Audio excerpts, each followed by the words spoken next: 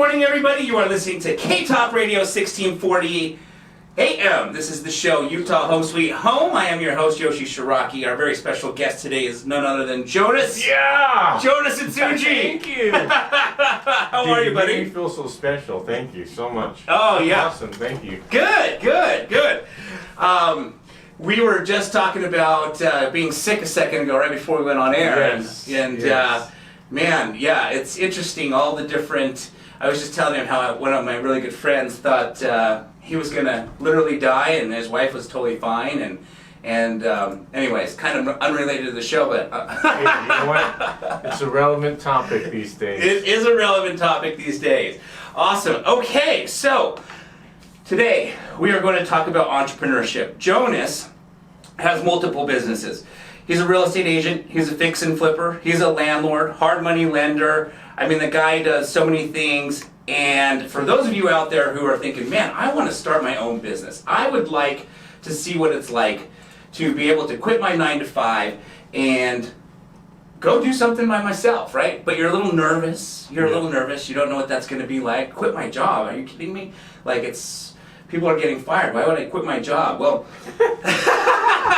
right? And so people are nervous to go start entrepreneurship, but the reality is, I mean, if you can get yourself to a place where you feel financially comfortable as an entrepreneur, I mean, what better, happiness, lifestyle. Exactly. You know what I mean? So, and that I hear this a lot in the entrepreneurial world. Yeah. People are like, you need to burn the ships and just it's all in or nothing. Right. That is if you're single, yeah, and you don't have kids and wife, that might be a great strategy. But yeah. I wouldn't recommend that. Right. I'm more so when I went from sushi chef owner to full-time real estate guy. Yeah. What I did was I flipped my first home. Oh, good. And that one home that I flipped, I basically made more than I did the whole year previously doing sushi, and I'm like, okay, this is kind of a no-brainer. Right. So basically, the entrepreneurial venture replaced that income. Got it. So I mean, people are like, I'm thinking about quitting my job. Yeah. And becoming a healer, and I'm like, okay, do you have any clients now? Yeah. What's going on? Are you gonna just start this thing and right. pay the bills next month? So I just, the analogy is, have your swing to another vine, have a firm grasp on that, and then let go of the current job. Great analogy. I totally agree. I hear that a lot, like you said, if you want to make sure you succeed, burn the bridge behind you, burn the ship, then you know you have to succeed. And I'm like, yeah, but I mean, there's a lot of failures. Try to tell your wife that. Yeah, exactly. How good that works. Exactly. And when your kid wants to start Little League Soccer and you can't pay for it because you burned the ship. Yeah. So what did that transition look like? Okay, so you did your first flip. Mm-hmm. Was it like instantly you're like, okay, I'm done being a sushi chef, this is a no-brainer, or was it like a period of time where you still kept being a sushi chef owner before you quit? So I think I did 2 more flips after that. Okay. And I was like, hey, you know what? I've got a nest egg. Yeah. I've got enough to last a few months, and these flips are going strong. Yeah. And then I started doing multiple flips at the same time. Oh, nice. And it was just and I didn't even have to do the work. I just wrote a check. Right. It was like, man, why didn't I think about this earlier? Right. Just incredible. That old cliche, work smarter, not harder. Yeah. I didn't even know what that meant until I started hiring other people to do my work, basically. Right. And just being the manager of the people. Right. That makes sense, yeah. What I loved about that story that you just shared is, there are others that I've interviewed on this show that one flip gave them the confidence because it was a $40,000 profit, a 50, a 30, a 25, and they realized, holy crap, that's my annual income right there. Yeah. I just made that in 4 months. Yeah. And now I can live off of that for the next, if they live conservatively, they can live off that for the next, rest of the year. Yeah. And pursue entrepreneurship, right? And I love how you say you built a nest egg. Yeah. I don't know, going back to your other example of being a healer, I don't know where you would, there are other businesses where you could do one transaction and it's like brings in enough. Exactly. Yeah. Like real estate, it's like hunting an elephant. I mean, you can eat for a long time.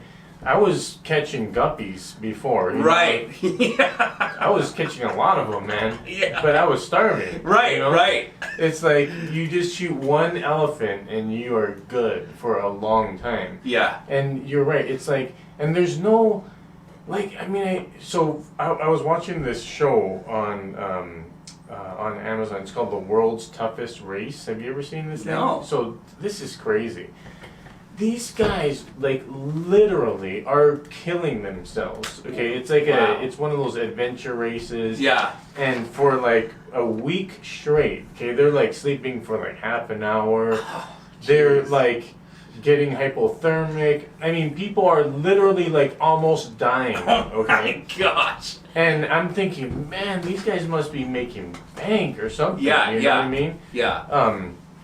One guy was literally like, he's like almost like going into convulsions. Yeah.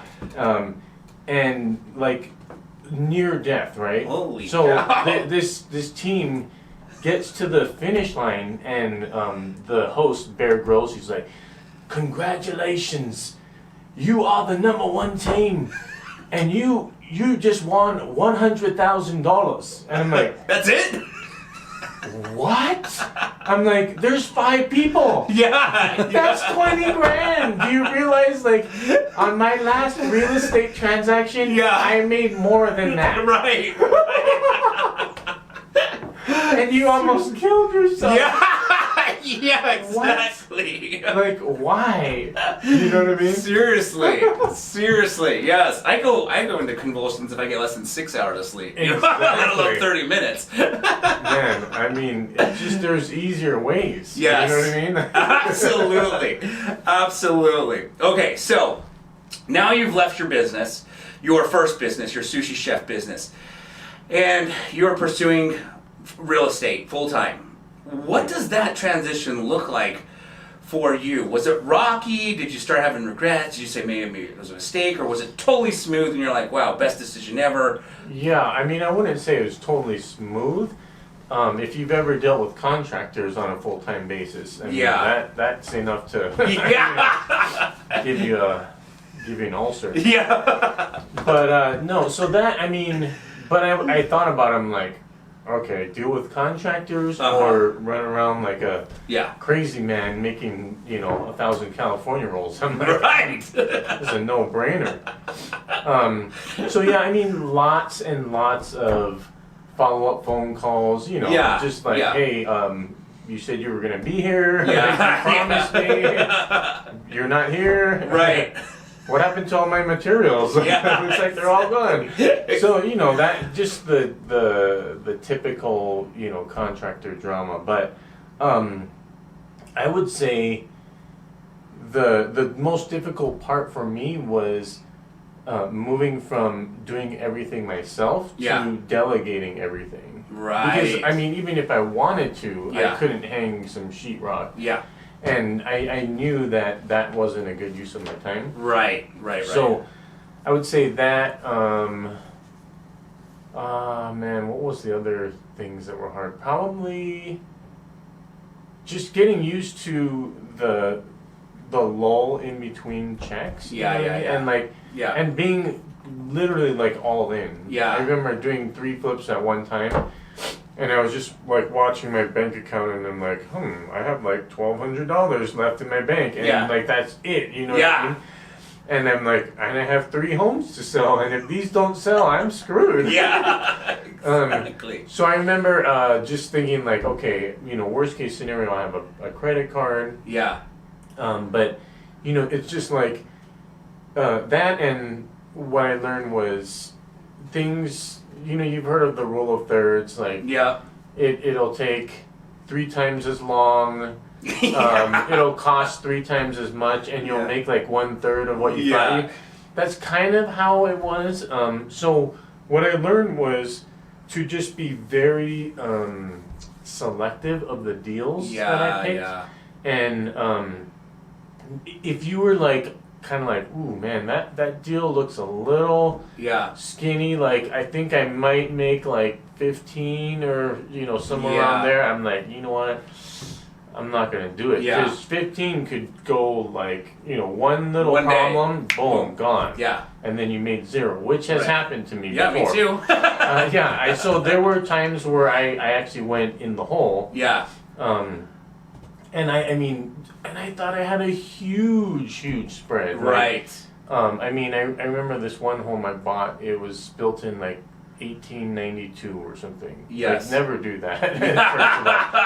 They had a rock foundation and just there were just some things that I had never dealt with before. I had to pull permits and like shore up all the rock foundation and next thing you know I'm into it like more than what I bought it for. And I mean we're talking like I bought it for what I thought was like 70-80 grand less than the market value.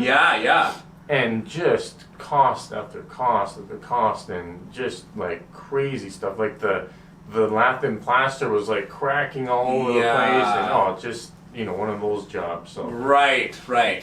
I bet you learned a lot. Those are the ones I learned the most on, right? Oh yeah.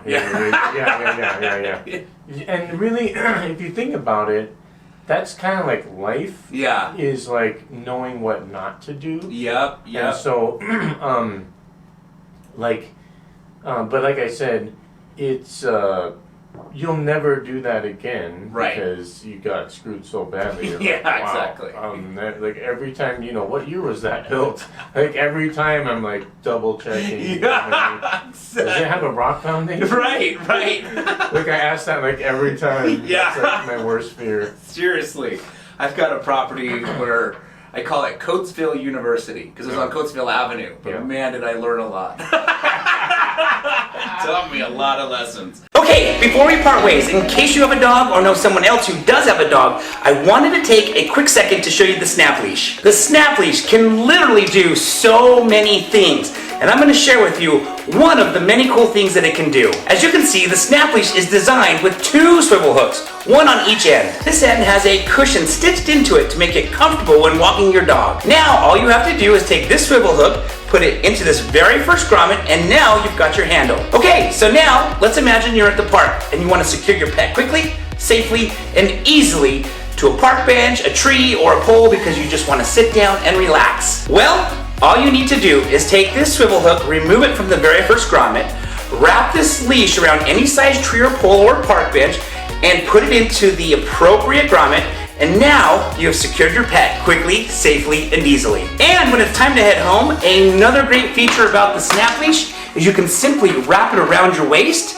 for hands-free walking. Lastly, if you ever accidentally forget your waist bags at home, these grommets make a great place to fasten the waist bags so you never leave home without them. And if you want to see all of the other cool things that the Snap Leash can do, then please just click on the link below and find out why so many others are falling in love with the Snap Leash.